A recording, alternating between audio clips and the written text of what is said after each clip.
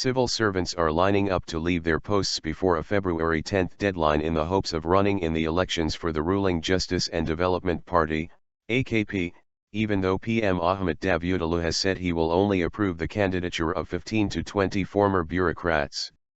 The deadline for public servants who want to run for parliament but at the same time guarantee their safe return to their positions if they fail in the polls will expire tomorrow. Among the names who have announced their desire to enter active politics are Hakan Fidan, Undersecretary of the National Intelligence Organization, MT, Mehmet Atalay, Head of the Press Advertisement Agency, Aydın Ünal, President Recep Tayyip Erdoğan's advisor, as well as Adnan Boynukara, Chief Advisor at the Justice Ministry. However, these figures are likely to be joined today and tomorrow as many of them are still awaiting a clear sign from Erdoğan or Davutoğlu. Some of Davutoğlu's advisors, like Hatem and Taha Özhan, and Erdoğan's chief advisor and spokesperson İbrahim Kalın are among the names who might submit their resignations. A dozen deputy ministers and heads of important public offices are also said to be mulling a shot at political office.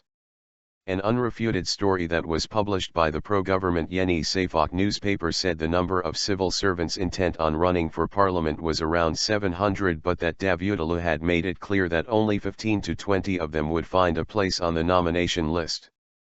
February 10 is the deadline for public servants who want to run for parliament, but the last day for those who want to be elected to the legislature is April 7, the day nominations end. 50 to 70% of the AKP to be renewed. The main reason for the rush is that around 50 to 70% of the AKP group will be renewed in the June polls, giving more chance to those who want to become lawmakers. In the last parliamentary elections under Erdoğan's chairmanship in 2011, the AKP garnered nearly 50% of votes and collected 327 seats, but it lost 15 seats in the last 4 years for various reasons, reducing it to 312. Some 71 lawmakers out of the 312 cannot stand for re-election in the upcoming elections because of the AKP's internal, strictly implemented 3-term restriction.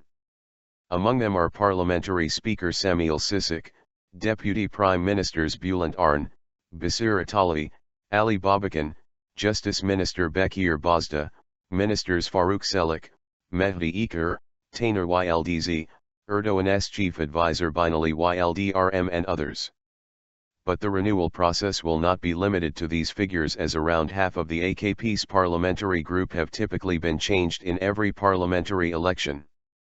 However, this time the AKP could see a major overhaul in the June elections with the renewal of around 70% of the group in an effort to provide fresh momentum to the party. What will the new AKP look like? Veteran politicians that have been in parliament even before the AKP and those who have founded the party with Erdoğan will have to abandon politics because of the 3-term rule. This is seen as a major blow to the AKP, as it will result in the loss of its most experienced lawmakers, institutional memory, and identity. Around 1/3 of the current group will be preserved to overcome this deficiency. The recruitment for the rest will be supplied from 2 main sources, the bureaucracy and AKP organizations. The latter will have more weight, as around 45 heads of the AKP's provincial organizations will be nominated to parliament, with Aziz Babuscu of Istanbul topping the list. Furthermore, Erdoğan favors invitations to more names from the party's organizations to increase the place of the party in the eyes of AKP supporters.